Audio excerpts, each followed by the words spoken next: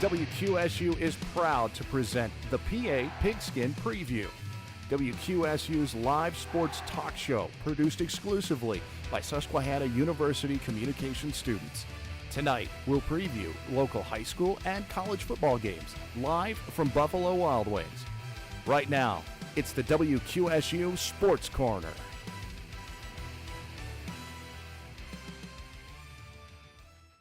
Live from Buffalo Wild Wings, I am Kelsey. And I'm Uncle Lefty. Tonight we're going to take a deep look into the high school and college football preview in the local area. It's a celebration of neck rolls, back plates, first downs, and thirds and tens, and we love it. I am so happy to be back here at Buffalo Wild Wings. How you feeling, Kels? I'm excited. I'm ready to get rolling. I'm dressed like, with the headset on, it's looking like Coach Lefty in here, right? A little bit. A little bit like Coach Lefty. We're here with the head man of Mifflinburg football, Coach Dressler. Thanks for jumping on with us, Coach. Hey. We were so glad to have you on for our Thursday night show. Yeah, thanks for having me here. This is awesome experience to be here. You and the boys, you're getting out of a pasta dinner tonight. What's going on? Like this, like Thursday night is like the highlight of the football week for practice. Yeah. I actually the boys did Dollar Burger Night tonight. Oh yeah. For a fundraiser at the local Legion. So all the boys are there. Let me guess who thought of that? The offensive line. Well, they always organize it. You know, I love. that's where it's at. Yeah, you got to love the offensive line are the jolly guys. They got to keep everybody happy, and it's always food involved. So they obviously plan the party for the guys. Absolutely, Coach. But Coach, you've been with the Cats for a minute now. Every coach and player has their favorite moments with their team. I hate opening up the yearbook on you, but I got to hear one of your favorite moments coaching the Wildcats. There's so many. One of the best things is just being able to develop relationships with the guys, and one of my moments. I mean, a lot of guys probably throw out the wins or a special game here and there, but big comebacks. Big comebacks and stuff. But really, for me, it's all about. I'm an offensive line coach, so the guys up front, and being able to get. There's a few guys that stick in my mind throughout the years that. Quite frankly, we're two left feet and not much athleticism there. And when we got them to develop and we got them to play and got them to take them from ordinary to extraordinary kind of thing. And being able to do something like that is a lot of fun. So I got a lot of fun memories of that. But really, it's the camaraderie with all the guys and the relationships I had over the years. It's being around the family. Absolutely. It's being around your football family. It is, absolutely. Well, talking about that, Coach, you probably watched some of these guys since freshman football, probably when there were helmets and legs running around. Now, not every player gets to be in the newspaper every week who's the quarterback or the receiver scoring the touchdown. Who's a guy that you got from your group who's blocking punts, laying big hits? Maybe it's a fullback with a neck roll. Who knows? There's several guys in mind. Mike Antoniuk. He's 6'4". He plays defensive end for us. He punts for us. He's lefty punter for us. A lefty punter. Yeah. Oh. We throw him in. That's that's a two-step. That's Yeah, a two-step. Uncle Lefty's into that. Hey, what can I say? I love special teams. Yeah, absolutely. You gotta love special teams if you're a football guy. Yeah. He's just been just playing all out. Every game, all out. He's kind of kid. He's just really come a long ways since his first year. So he really sticks out. I got. Tyler Camp's another one you don't hear about on the TV. He plays offensive tackle for us, open tackle for us. Okay. And again, he's just such a hard worker, and just a great attitude and a family guy. The family guy. He's the guy that makes sure everybody stays. Everybody's together. Everybody's together. Everybody's happy. Kind of thing. That definitely translates well on the field and off the field, especially when you have that connection. When it gets on the field, especially when you're in crunch time, that really just speaks volumes. Without a doubt. Without a doubt, it does. Because these guys spend so much time together and they know each other so well, and but you're right. When the pressure's on, the true nature of the person comes out, and the true character comes out, and it's exactly what we've been seeing all year, whether it's Thursday night meal time or Friday night under the lights.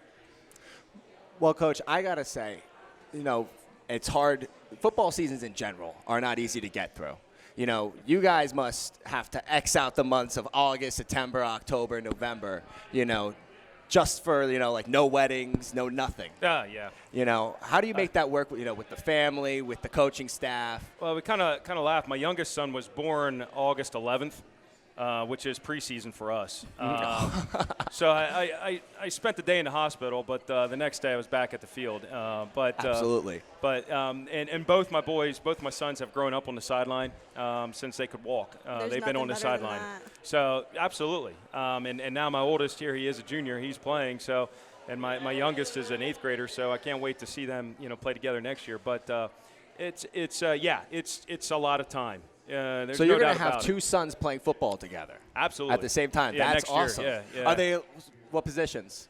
They're both linemen. Oh my God! Let's They're both go. linemen. Left tackle, Well, left guard. You know what? When my sons were born, being a former lineman, I'm like, I'm raising linemen. Yes. I'm not raising quarterbacks like everybody wants. Yeah. Everybody's raising their running backs. Yeah. I'm raising linemen. We're all right? smarter Yeah, that way, And right? like because as well as I do, it starts with those guys up front. If you don't have the guys up front, it doesn't matter. You have to build football talent team. background. You have to build football teams from the inside out. Yeah. That's the best way to do it. So we always joke about that at home, of course. But yeah, it's exciting. I mean, it's exciting. It's been exciting to watch them grow. Besides being called coach, the next thing I love being called, or the first thing I love being called is dad. So I've spent a lot of time with the guys, and like every team has embraced them since they've been young. So it's been a fun process. My question is, do you think you go harder on them than everyone else? My dad was my coach, so I can speak firsthand that that's exactly what happened to me. I don't know. I try to leave it. I think you'd have to ask them. Yeah. I think I've done a great job at trying to keep the balance of when it's coach time, it's coach time. When it's dad time, it's dad time. Trying to draw that line there a little bit. My assistant coaches actually defend my sons more so than I do when it comes to playtime and critiquing and all that. But we've have a really good relationship. We have a really good balance. They've grown up with me. They know me. They know how I am, and they know when it's coach coming out. Exactly. They know that, and but it's been a fun time, and I like to think that we got a good balance here going. Coach, what Uncle Lefty likes to do is butter people up, as I was saying That's such earlier. a false statement. That is such a false statement. To each their own. But anyway, so I'm just going to jump in with some other stats-related questions. So, oh, Coach, boy, here we go. Nothing heavy, I promise. Here comes the sabermetrics of the night. So, Coach, your running back, Mason Breed's looking pretty impressive with his rushing yards. In the past 2 weeks, it looks like he's been a little stopped by defense from Loyalsock and Montoursville, but he's still staying solid at 5.9 yards per carry. So what can you expect from him and your offense tomorrow against Central Mountain? Yeah, well, at Mount Carmel, we experienced an injury, so he went out the second half there, and then he didn't play against Loyalsock. Then came back at Montoursville game, and Montoursville is a very solid team. I mean, they're 8-0, very tough team. Credit to them, and they got quite a crew of athletes there. So our focus this week is just getting back to the basics, getting back to business. Let's get we refer to as the pain train going. Let's get this rolling. Let's get this rolling and get back into business and doing what we do well. And so that's a focus. Yeah, absolutely. This week is we're looking to get them going. Coach, I got a good question for you. Oh. Now, going through football seasons, you're going to win games, you're going to lose games, unless you're the 72 Miami Dolphins. But even Don Shula had problems coming up throughout the season. How do you keep the guys on course after a loss, after a tough game? Is it that pain train attitude? Is it that, hey, you're right. in? You're right. This is the fun part and the difficult part of coaching, because you're dealing with high school teenager boys. So trying to keep their focus and their mindset, like they're not always at the same place you are with everything. So, but, I try to use little themes every week, so to speak, and this week's back to business, all right? Get the focus. Every practice has been really focused. We get back to, our team mantra for the season is compete. I'm trying to draw more competitiveness in our program, by position and hopefully by ultimately, that'll make the whole team more competitive. But this week's back to business, and what we're trying to do is just bring back the focus and try to give them little nuggets to focus on. Rather than worrying about what happened last week, let's focus on what we're in the moment. We can control the moment, so let's prepare properly and let's work towards what our goals are this week. Coach, in terms of getting back to business, you were quoted last week in the Daily Item saying that your offense wasn't on the field long enough to keep your defense off the field. A lot of situations where you had to be forced to punt on the 4th down. What have you been working on this week in getting back to business in order to fine-tune that situation? Third down conversions. we have to keep our offense on the field and really third down conversions. But it comes back to like it really starts with the first down. You got to get the plus. You got to get the plus on the first down. So then you can get a little more balance into your game going, and you can have a little more flexibility in the game. So we got to establish that first down so that it will drive the third downs and like I said, keep the offense on the field, keep drives alive. And we got to get back to being able to have that balance, too, of a run game and pass game. And also, Coach, I noticed that you have a little rivalry game coming up next week against Oh, yeah. Lewisburg. Oh, yeah. I have some friends from Mifflinburg. They talk all about it. I know the energy for a backyard rivalry is unlike any other. So looking ahead, do you feel like the team energy is starting to spike as they're creeping up towards that game? Well, every year, records do not matter in that game. You know how rivalries are. Yeah. Like, It records doesn't matter. do It's not who matter. shows up. Right. And it's who's ready to play that day. It's everybody's geared up, everybody's fired up, and to this day, you always hear the old timers tell you stories about back in the day, how it was. But I got to tell them, send a message out to them that it's still there. The fire's still there. It may not be in the way they saw it, or they may not see it in the way that it happened in their day, but there's a lot of fire there in that rivalry, and I can tell you that. Our focus this week has been obviously Central Mountain, and I didn't even talk about next week's game at all yet with the guys. But I guarantee you, Saturday morning film comes. We're done. We turn off Central Mountain film. That game's over. It's all in. rival. The energy's just spiking. Yeah. Do you guys Yeah. have any traditions that you do during that rivalry week? I know some schools do that. The big thing is I try to give them the background. I usually start at the beginning of the week giving the background of the Little Brown Jug. Mm-hmm. It's not just football. It's all the so sports. this is a trophy game. Yeah. I like the sound of that. Yeah. But it's all sports involved. But they always present it at the football game. But I always give them a background, and I always try to share what the meaning of this week is all about. Being two teams in the same county, and just the rival, and over the years. And actually, one of my coaches was a graduate of Lewisburg, so he talks about it. He can speak from the other side too. But this is a backyard barbecue rivalry. This is you got to win this game. So this summer. It's you could go into these barbecues like, oh yeah, It's more like this pierogies is than barbecues, but- absolutely. outdoor pierogies. Yeah. Coach, I have a question for you. Yeah. What is a game this week besides yours that you are going to keep your eye out for? Is it Lewisburg? Well, or is obviously, keeping our eye on Lewisburg and how that pans out. Actually, I'm looking at right now we're seeded number 7, so I'm looking at the top 6, obviously, and see how that pans out. Montoursville's 8-0, and they got a really tough game this week. They got a solid game. That'll be a fun one. I know it's getting a lot of hype and a lot of watch there with Southern Columbia. But from 2 through 6, including us, and there's still a lot to shake out, in the playoff picture. So we're definitely monitoring all of them, watching all of them. So, but obviously Lewisburg's the one that we're focused on. Well, Coach, I got another question for you, and the question would be: is your staff that you put together now? Oh. There what the Did rowdy? you do some research or something here? No, That surprised me. what am I? No, I'm just kidding. Your staff that you put together. Yeah. It takes more than one. It takes more than one man to make this team run. Yeah. Who is a guy that on your staff you got to tip your hat to this year and said he's just got the guys going this year? He's been. I got to tip my hat to all the coaches. I mean, really, I can't just pull out one. But, let's start on the defensive side. Coach Threet and Coach Teichman, they work hard. They work hard with the kids, and they come in every week with a good game plan and try to coach the kids up and prepare them in the easiest and simplest way for the games. And Coach Flickinger, our linebacker coach, helps them out, kind of points out and highlights different things. On the offensive side of the ball, we have Coach Parfit, Coach Shuck, and Coach Wagner, who always they're never at a loss for a thought of a play or two or 20 or 30, kind of thing. They always have the idea. Yeah, they always have the ideas, But it's been a great year as far as that connection with the kids and the coaches. All the as I look around, like tonight I was watching. I like to stand back and just watch practice occur a little bit and watch how the different kids interact with the coaches and how much fun they have with the coaches and they're serious, but at the same point in time they're enjoying the process. They're enjoying the moment. And that's what we want to make sure. We want to make sure, like, if we can't make it all like torture and all just hard work, right? What's wrong with that? What's wrong with the running? They're gonna drop like That's my flies. favorite There's part. nothing wrong with that, but we did, we do things. We try to do things just to keep the kids engaged. Like last night, we played.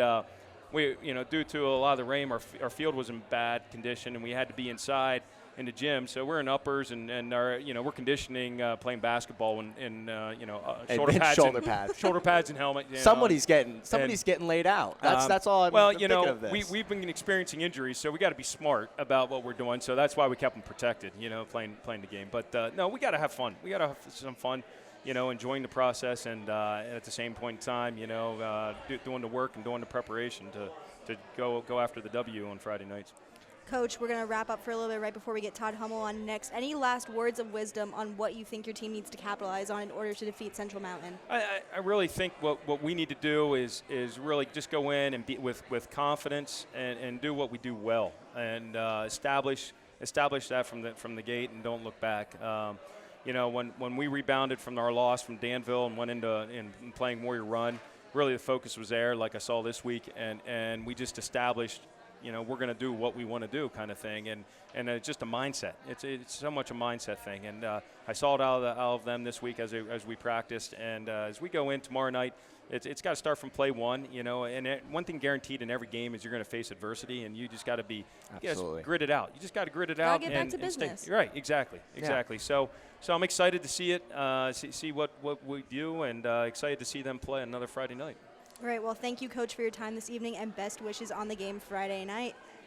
Coming up, Todd Hummel from the Daily Item with his weekly picks. You are listening to the WQSU Sports Corner on the Riverhawk Sport Network on 88.9 WQSU. And welcome back to the PA Pigskin Preview on WQSU. I'm Kelsey, joined by Uncle Lefty, and right now we have Todd Hummel from the Daily Item. Todd, how are you doing? Pretty good. That whistle at the beginning of the liner scared the crap out of me. It was kind of fancy. Got you ready. About Got you ready, got you going. How was your week last weekend? You make it through okay? I made it through okay. I don't think I did. Don't think I did all that well. Didn't I pick Danville last week? Oh, I think you did. Yeah, I think that you didn't go did. so well. That's what we can start on, because I think other people were picking Danville too. I don't think you were that wrong in your judgment. No, I don't think so either. But I was able to watch that game on TV later on in the weekend, and I think we talked a little bit last week that Danville has struggled with pass blocking, and that was the big thing, that they were unable to get their offense going. And Joey Mosser on the outside from Shamokin was just outstanding. Just eating them up. Yeah, it's hard to match up with somebody around here that's 6'2" and can jump like that. There's not a lot of teams that can do that or can have that sort of athlete just on their. He's getting looked at by Division I schools for track and field for triple jump, so he's definitely not someone to ignore. And actually, I'm more impressed with him on the basketball court, because he's not a big dude, and he's one of the best rebounders around here too. This kid's a 3-sport athlete, you're telling me? Yeah. Yeah, football, basketball, and track. Oh my God, he's parking the cars, making lunch too? That's impressive. I mean, I'm sure if you asked him, he'd say yeah, yes. I'm pretty sure, It's right? possible. Well, Todd, I was exploring the football web today, and I saw one of the big contributors of Selinsgrove, Josh Nyland, playing both sides of the ball. This guy has been making it happen for the Seals. You got to give me the inside edge on this guy. Well, he's kind of a smaller guy, 4-year starter for them. I did a story on him last week, actually, in our game night, and they just saw the athleticism that he has, and they put him out at corner, and he's one of those guys that they try and get him the ball in offense and put him on the best defender or best receiver on the other side. He's one of the better athletes in the area. The only thing that's kind of holding him back from playing in college is probably that size, and he's a real good baseball player too. He was the center fielder on the Seals State Championship baseball team in the spring. What's up with these multi-sport athletes, man? I don't know. Small schools. I'm all about that. I mean, I think especially in high school they should be playing multiple sports. Well, and I think most people will tell you that they don't. Most colleges don't want you to specialize these days, because you got to get away from whatever your main sport is and do something else. I think be it another sport or do something in the play or something along those lines, because it's real easy to get burnt out, especially with the way everything is a year-round sport now. You can play it in the off season all year if you want, and I think kids have learned.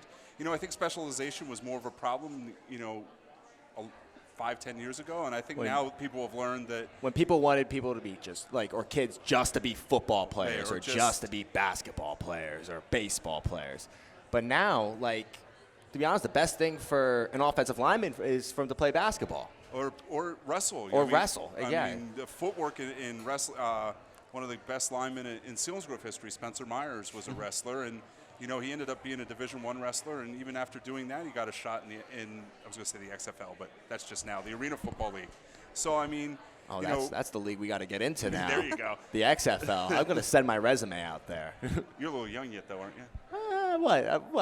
When's the tryouts for that? They just did the draft this week. Oh, I'll get him next year. I'll get him next year. Kelsey's my agent. Yeah, keep your eyes peeled for that. I don't know if you want me to be your agent. I think you do a great job. I mean, I have trust in you. Wow, I'm so honored. Yeah, you should be honored that I'm trusting you to handle, my athletic career. It might be a skill, though, rather than your agenting, though, right? Maybe. Todd, jumping back into Selinsgrove versus Danville, do you think Danville is going to have a back-to-back loss, or do you think it's going to be a situation going back and forth? I know in the Shamokin game, Shamokin put up a really good offensive line in the first half, but Danville bounced back, and it was a little bit of a nail-biter for people that were watching it live. They thought that Danville was going to take it home. So what do you think? Do you think they're coming out hungry to get that win? Well, the big thing for Danville is, if they don't get this one, it's Southern next week, and that puts them on a 5-game losing streak to end the season. So I think for them, I talked to Coach Brian Raup earlier this week, and he said that they have a renewed focus because of that, but we talked that they struggle blocking pass rushers, and Selinsgrove blitzes out of almost anywhere at any time. And all the time. And run a lot of stunts up front, circle linemen and things like that. Tackles coming over top. So the big thing is with the young offensive line, you have to, the communication is key in something like that. Now, Danville runs the same type of offense, but they're not as aggressive. He's willing to read a little bit, and Coach Hicks isn't afraid to leave his corners and his defensive backs out on an island and say, you're playing man for the game. You're going to go and play man, and you're going to lock him up for the whole game. And so, if Danville can block that stuff, you don't even have to do it all the time on every play. Just to give quarterback KJ Riley a little bit of time to get the ball down the field, they should be okay. But again, that's been a struggle all season. I think Selinsgrove probably gets this one just for that reason. Well, Todd, one team that has been just a little bit surprising for me has been the Jersey Shore, what we were talking about last week. I'm from New Jersey. There's no beach around here, but Jersey Shore has been just putting 40 points up on teams. They had a big win against Lewisburg last week and beating Selinsgrove earlier in the year. What are your thoughts on this Bulldog squad? Their quarterback, Tanner Lorson, is probably the best dual-threat quarterback in the area. And the big thing for that kid is he wasn't nearly as accurate last year as he is this year. And he can I can point to 2 or 3 plays last week in that Lewisburg game where the Lewisburg corner had great coverage, and he just dropped the ball in right to the receiver for a long gain. And then they had to replace, I think, 4 or 5 linemen from last year, and they really haven't missed a beat. Other than that Montorzo game, that's actually huge. Yeah, and the Southern game, who are the 2 best lines in the area that they didn't handle. Otherwise, they did a good job against Lewisburg. They had 8 sacks, defensively, and Selinsgrove really didn't do much with them up at Jersey Shore either. Mm-hmm. Well, Todd, I'm ready to get into some games of the week. I've been looking into the PA high school sphere, and I'm ready to hear what you got for these. I'm gonna try like heck. All right, let's approve from last week. I mean, I had some picks last week that I thought was going to go other ways, especially in college football. I got messed up. All right, we're going to start with Loyalsock Township versus Warrior Run. What are your thoughts? Well, Warrior Run pulled off what most people would consider an upset last week, beating Central Columbia up at Central Columbia. And this, Lewisburg and Central Columbia, is a real big game for seeding purposes in the district playoffs. All 4 teams are 5-3, and all 4 teams are 2 through 6, I believe, in the race. I really think this one's going to come down to whether or not what Warrior Run can do on the outside with Loyalsock's receiver Reese Watkins, who is, I think, 6'2" or 6'3". He's leading the district in yardage. Well, maybe Julian Fleming is now. Don't quote me on that, but he's a real tough matchup on the outside. And, Warrior Run's defense played real well last week. They struggled a bit offensively. They're going to have to get something going offensively, to take some of the pressure off that defense. It's a tough one. It is a tough one. It's a tough one. I think I picked Warrior Run for the paper tomorrow. So I think I'm going Warrior Run here. But this, like those 5-3 teams, it's really a toss-up. I mean, Loyalsock has played real well at times this year. And then, Coach Dressler was just here. And when they played Loyalsock, they were down to their second string quarterback and third string running back, and it took 4 quarters for Loyalsock to put them away. So, if we get that Loyalsock team, I think Warrior Run's got a real good shot to win. And if you get the team that's played well at times, I think it's Loyalsock's game. I'm hearing a coin flip. This is what it's a coin flip kind of game. I'm thinking. Time It is will a coin. tell. It is a coin flip type of game. That kind of seems weaseling out, even though I just did. Even If something happens, this team No, wins. you're It backing your wins. stuff up. It's all right. No, it's fine. It's fine. I'll just remember. Todd, we're going to jump into one that might be a little bit easier on your part. I don't know, you tell me, but that's going to be Southern Columbia versus Montoursville. This is a little bit of a situation we had last week with them versus Wyoming area. 2 teams that are undefeated. Looks good on paper, but do you think it's going to be another blowout like we had last week? Yes, but I think I give Montoursville probably the best chance of anybody other, to at least give Southern a game. Montoursville's line is the second best in the district to the Southern line. Just, having 4 Division I guys is a difference maker. It's totally a difference maker. Yeah. It's just a difference of talent in general. And I Yeah. saw that Max Tillett got signed the other day. size. New Hampshire, so that, and it's just a matter of, it was 0-0 after 1 quarter last week. Wyoming area played great for one quarter, and it still ended up 42-0. It'll be interesting to see if Montoursville can get this game into the second half and maybe put a little doubt in Southern Columbia's mind. Maybe that might give them a chance. But again, it's like I said last week, you have to avoid that. You have to avoid that big quarter, 28, 21-point quarter, which Wyoming area did for 1 quarter, but not for the second quarter. Todd, I have one more game for you before we wrap up, and since I'm going to be in the stands, I need your input so I can have this in my mind when I'm watching this tomorrow. That's going to be Shamokin versus Shikellamy. Shamokin has this, and then they have Mount Carmel next week, which, they haven't won that in over 20 years. So do you think that this is going to be their game? This is it for them. Do you think they're going to come out successful? I think this is another underrated game for tomorrow night because I think these teams are pretty evenly matched. I think they match up real well up front. I think it's going to come down to whether or not Schick can cover Joey Mosser and Matt Shikatano on the outside and kind of keep the big plays away from Shamokin. Shikellamy has played real well. Looking at the numbers, they 101 points in the last 3 games, which is more points than they scored going into those 3 games and all of last season combined. So it seems like they've figured out something offensively. And they've got something rolling at least a little bit. Yeah, and I think I picked Shikellamy in the paper because I kind of think, just the way the Braves played last year, it wouldn't surprise me. Shamokin coming off a big win might take them a little lightly. But I really think this is going to be a very close game tomorrow and probably one of the more entertaining games we see on the docket. Well, I hope it's going to be entertaining because I'm going to be sitting there and freezing. So I Yeah. hope Just bundle up. That's all you got to do. We'll see. I hope you give me a run for my money, Todd. Well, thank you so much for your time this evening. And coming up, we will preview local college football and chat with Coach Dave Cicchini from Bucknell University. You're listening to the WQSU Sports Corner on the Riverhawk Sport Network on 88.9 WQSU.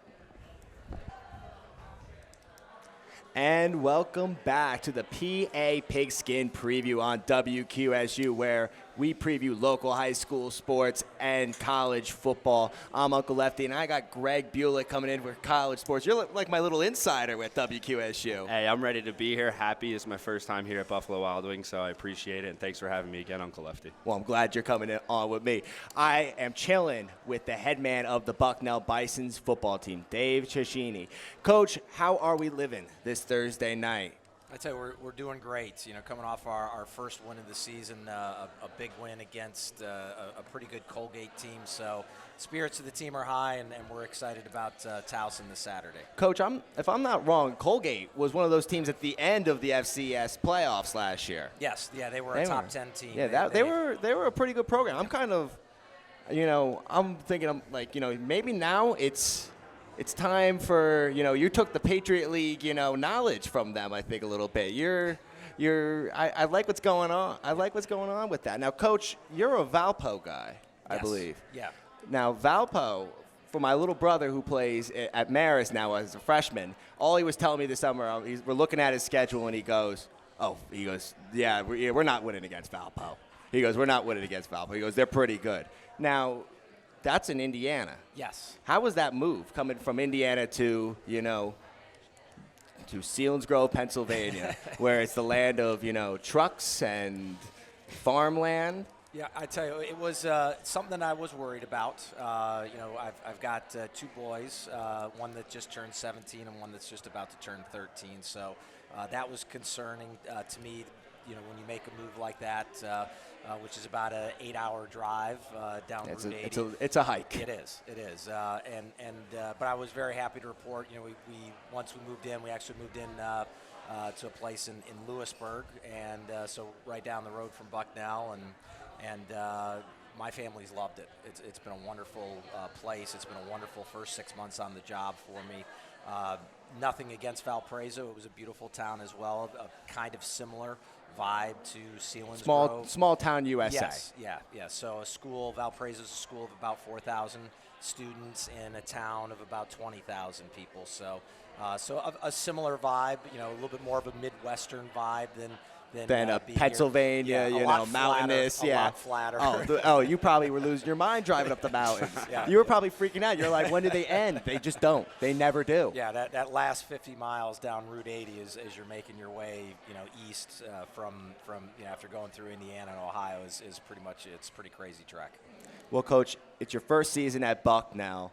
The year prior, you had a lot of success at your program at Valpo. You were a finalist for American Football Coaches Association of the SCS National Coach of the Year. That's all. First off, that's a mouthful. and also that's the Stats FCS Coach of the Year award. You just got awards falling off you right now, Coach. Good for you. Yeah. Well, the Valparaiso program was in pretty dire straits when I took it over. It took us several years to kind of rebuild it. We made a lot of improvements to facilities. We became a much more competitive team in that league. And you mentioned earlier, it's a crazy league. You're playing teams all over the country. Yeah, the Pioneer is kind of just like a mix mash of a bunch of teams. You have to go to San Diego State. You got to go to Drake. That's in Iowa, I believe, right? Yep. You got to go down to Florida to play Stetson. It's tough. Yeah. How do you get your guys ready to be like, okay, listen, this week, hey, pack your bags because we're jumping on a plane. You're going to play in San Diego, kids. Yeah, it's crazy. I mean, you spend half of your away games, our flights. You're flying out to San Diego. Every year you're going to Florida, North Carolina to play Davidson. So it's a huge challenge logistically. But your players get used to it. It really becomes their normal reality. They're used to, when we are going to go play a game as opposed to like what we're going to do tomorrow. We're going to get on a bus after practice and drive 2.5 hours down to Towson, Maryland. At Valparaiso, they practice and then they get on a bus and drive to Midway Airport or O'Hare Airport in Chicagoland and fly wherever it is they need to fly. So that just kind of becomes your reality. But it's a very unique conference. There's nothing like it in all of college football. And we were able to get the program turned around to where we could be competitive there. And even though we didn't win the league, I think people recognize that just the turnaround that we were able to make. I think Valparaiso had won 3 games in the prior 4 seasons combined before our coaching staff got there. It's a great turnaround. Coach. So we were very proud of what we were able to achieve there, and very. I think that's probably ultimately what got the attention of Bucknell when the job came open. They were looking for somebody who could do something similar and somebody who had a lot of Patriot League background, which I happen to have a lot of as both an assistant and as a player. Yeah, Coach, getting into that, you were a receiver in the Patriot League. Now, what college did you play for? I was at Lehigh University. Oh, so that's gonna be a problem in about a week. Yeah. So that's a big rivalry for you guys. It How is. do you keep the emotions in check for playing your alma mater? Well, I don't think you really need to. I think you can use that emotion. It's business great. as usual. It's something. It's a big game. It's a rivalry that's been a little bit one-sided over the last years. Lehigh's built a pretty good program, and while people would say certainly within the last couple of years, Colgate has been the team to beat in the Patriot League. This rivalry with Lehigh goes back many, many years, and when we do eventually get it, we got to play Towson first and then Lafayette before we get to Lehigh. But obviously, it'll be a very special game for me. Well, Coach, this year has been your first year at Bucknell. Yes. With the new staff and the guys, how has it been coming along? Getting your team, key sayings, mottos. What do you give the guys, to believe in the locker room, in the weight room, on the field? What's the saying? Is it, Yeah, are we all in, or? Yeah. So the saying that we have, and really the theme for our program is ACT, or ACT, and that's what we've come up with. And the A is for attitude, the C is for character, and the T is for toughness. And it's a big thing when you play Division I FCS football. You're so close in terms of the caliber of team that you have to, say, a Penn State or a Temple, whom we have had played in the first week of the season, but you're also a fairly wide distance apart when it comes to, say, the perks of being at, say, Penn State, where you're playing in front of almost 100,000 fans week in and week out, and you've got this massive budget, and you get a new pair of gloves every game. At the Division I FCS level, in particular in the Patriot League, football is much more in, I guess I would say, a harmonious relationship with academics and the rigors that go with that, and your budget isn't quite the same. And so it becomes a lot about attitude, about understanding that you're not entitled to these things. You're going to go out and you're going to earn them, and having that attitude that life is 10% of what happens to you and 90% of how you're going to react to that. And so that's, a big part about what we talk about every day. C for character, having great kids on the team, which we do when you're at a place with such high academic standards as Bucknell. They've got to be champions in the classroom before they can become champions out on the football field. And then toughness. I don't care what level of football you're playing, whether it's high school all the way up to the NFL. If you're not the tougher football team, you're not going to win the game. You're not going to win the game. Just plain and simple. Yeah. So we talk about that. So that forms the word ACT, and that kind of goes along the Bill Walsh quote that basically goes along the lines of championship football teams act like champions before they are champions. And that ultimately is our goal, is to win the Patriot League championship. We still have a shot of it this year. And for us to do that, we have to act like it right now. I like that. That's a great saying. Getting into it a little more, Coach, we were talking about, Penn State, bigger schools, FCS. How do you guys at Bucknell go about recruiting the way you do, going about, keeping your guys to a higher standard? The only issue is with academics, because we all know Bucknell's a very, very great academically school. I'd be a mess. I'd be an absolute mess. I don't know if I could do it. So, how does that all play out, getting them through classes as well as practice? Yeah. It's tough in two areas. Number one, it starts with the recruiting evaluation process before you'll even watch someone's highlight film or talk to the coach about how good or fast, big, strong that particular player is. You have to ask for that transcript. You got to take a look at it, and you got to make sure that they're getting good grades. But it's not just about good grades. They have to be in competitive courses. Are they taking honors English or just the regular English? You're looking for someone who's taken honors English, and once they've passed muster academically, then you can move forward with okay, let's talk about the caliber of athlete he is. Let's talk about the character. Let's talk about his leadership ability. So it's a few more hoops to go through. The pool of available prospects that can pass that, it's not as you take about 90% of the Division I caliber athletes aren't good enough for Bucknell academically. So it's a much smaller group, and it winds up being very, very competitive because of that, because you got the Patriot League schools going after them, you have the Ivy League schools going after them, you have some of these higher academic other schools that are out there either at the Division II level or at the Division I FBS level that'll go there. So it creates a huge challenge to go out there and find people who can help you win championships. Go ahead. That competition pool for recruits gets so small. Yes. Gets super small, and and with the NCAA, you have to have this on your SAT and this on your ACT. It's so difficult now. Right.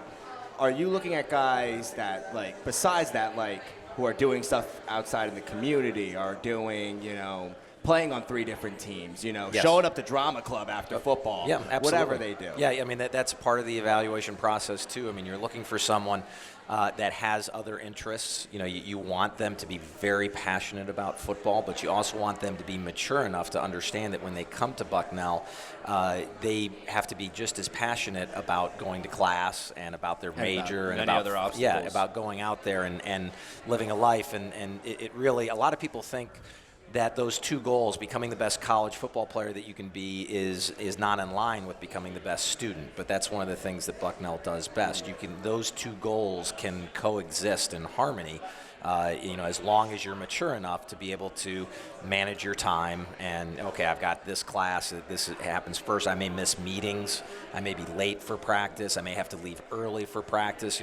We got off the field at about 6:45 with our practice here tonight, and we lost about 12 players. Missed the last 5 to 10 minutes of practice because they've got a 7 o'clock They got class. night class. Yes. It's tough, Yeah. and it's a 3-hour class they're going to have to sit through. It's a lot on your guys. But, Coach, get into some of your guys. They have to be special men to play at at a university like that. Yep. I need to hear some guys that don't always get the recognition, who aren't the starting quarterback. Maybe it's a punter who's just destroying balls down the field, or it's your center who's always got the offensive line sliding the right way. A safety. I don't know. Give me some names, Coach. Well, the first, it's funny you mentioned punter, because right now Alex Peachin is leading the nation in punting. So he is our starting punter. He is an amazing person. What's the average? He is at, I think, 49 yards per punt right now. He's not rugbying it, right? No, he's not. He can't I don't do like it. the rugby. Yeah, no, You researched this before. He can do it all. I mean, he's amazing. He's a 2-time captain. He's an All-American punter. He's a 3.9 GPA. He did everything for us, and to just showcase his abilities. He was named Special Teams Player of the Week for the Patriot League for our win against Colgate. Our kicker was down and wasn't able to play in the game, so he did all the punting duties. He kicked off.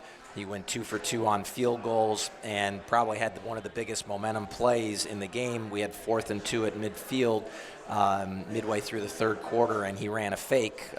He got the ball. He got the first down. He must got about an 11-yard gain, 12-yard gain for the first down. So he's an incredible performer. He's getting a lot of looks from the NFL scouts. Almost every NFL team's come in to look at him. He's kind of generally regarded as one of the top 2 or 3 punters awesome. in the nation at any level right now. Him. So. Wow. That's excellent. That's awesome, Coach. Getting into players now. This is kind of just a personal question. Yeah, but you gotta. I had to throw this in. I apologize. But so I played a little high school ball and a little when I was younger with Garrett Van Italy and John McGuire. Yep. And I know they're Bucknell Bisons now, juniors, I believe. Yes. How are they doing? Relationship-wise, what's going on with them down at Bucknell? Yeah, well, first off, both of them are doing very well. Both of them start for us. So Garrett Van Italy is our starting outside linebacker for the last couple of weeks. Has had a couple of huge games. He had a 52-yard interception return for a touchdown against Holy Cross 2 weeks ago, and so he's been playing very well. 4th down and goal with the game on the line against Colgate. 3rd down and goal with the game on the line. He came up with a huge sack against Colgate. So he's had 2 of the biggest plays on defense that we've had over the last 2 weeks. John McGuire started every game for us at wide receiver. He's the only receiver that's been healthy enough to start every game so far this year for us. He's done a phenomenal job. He's a great blocker. Had a great touchdown reception against Holy Cross as well. So he's doing a lot of good things. Both of them are great program players for us. The best thing about it is you mentioned they're only juniors, so we get them both back for next year too. That's excellent. I'm really glad to hear that. Coach, that is awesome. I feel bad for that one receiver. So he has so much reps during practice. But Coach, you guys are hitting the buses this weekend, going down to Maryland to play Townsend. It's a 4:00 kickoff. What's the word with the fellas? How are we feeling for this one? Yeah, I think that the confidence level is high. We're coming off our best game of the season now. We've got a huge challenge in Towson. They're ranked 20th in the country. They've lost 3 games in a row, but they lost a heartbreaker in overtime to Villanova, which is also a top 20 team. Then they played Florida the week after that and struggled, obviously, against a really good Florida team. And then they came back and lost, kind of got upset this past week against Albany, which is a pretty good football team as well. They've been known to be a tough program in the past. Exactly. So they've dropped 3 in a row, but they're still 20th in the country. Their quarterback, I mean, I've been looking up and watching Joe Flacco starting. Well, Joe Flacco's younger brother is the Joe's younger brother is the starting quarterback at Towson, Tom Flacco. Wow. And he's an amazing player, too. So he's really, really tough to stop.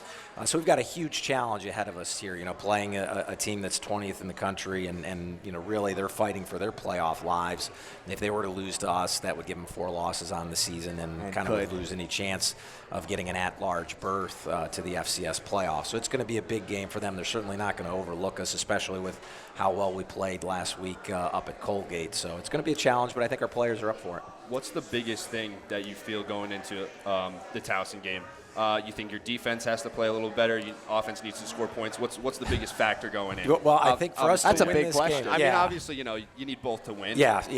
We do. We need a whole team effort. I think if we played like we did up at Colgate, we'll certainly have ourselves a good chance. I mean, we won the game on offense, on defense, and special teams. I mean, every possible category from first downs to third down conversions to turnovers to penalties. We won every single possible category you can have. I think this is going to, that type of effort is going to be really what's needed if we're going to upset Towson at their place. Of the biggest one of those factors, I think it's going to come down to turnovers. If we can generate some turnovers on defense, be opportunistic on offense, take advantage of some short fields, I think that's really going to be big. The other statistic that I think is really going to be important for us to win is going to be time of possession. Absolutely. Yeah, we're going to have to possess the football and keep Flacco on the sideline, keep our defense rested. We need long, methodical drives where we can grind it on out if we're going to win. Well, Coach, we want to thank you for joining us for our PA Pigskin preview. We're going to throw it back for some support for WQSU in a second here at Buffalo Wild Wings. And welcome back to the PA Pigskin preview on WQSU, giving you the lowdown on high school and college sports in your area. Greg, how are you doing tonight? You ready to give me my breakdown? I'm feeling great, Uncle Lefty. My diner sheet, what's going on? So first game, obviously we're out here in Selinsgrove, 50 minutes from Penn State. Yeah, let me Penn hear. State, Michigan. It's khaki week. It's khaki week for Penn State, and they have to win this one. If they want to be considered legitimate this year, they have to beat Michigan. This is not the best Michigan team I've seen you're looking especially with Harbaugh. You're looking at Michigan 5-1, Penn State 6-0. But what we've been talking about the past couple weeks is Penn State's always the top tier team, but they never can make that playoff run. They can never, they're always in the contending for it. Well, but I'll tell you why. They can never jump in. You want me to tell you why, Greg? Let's hear it. I'll tell you why. It's because they play Ohio State, and they lose to Ohio State a lot of times. And this year, if they need to beat Michigan this week. That is the number one thing they need to do. But you wake me up when Penn State plays Ohio State. They have to be undefeated, though. What do you think Franklin has to do to get them to start beating, the 1 seed, the 2 seed, the 3 seed? Give me something. They have to go undefeated in the Big Ten. Absolutely. Yeah, you can't even argue that with me. That if Penn State has to go undefeated to make it into the college football playoff. All right. Let's talk about a little bit next the Pitt Panthers. Oh, you want to get into Pitt with me a little bit? Let's switch it up. I mean, I'm not a fan of them, but let's see what you got to say. Pitt, we got it 4-2 against not a great Syracuse team this year, 3-3. Yeah, kind of an off year for them. It was a year ago they beat Clemson, right? Yeah, they were I think 22 in the nation, coming off a huge win against Clemson. But they just don't seem to be themselves. It's a must-win for Pitt.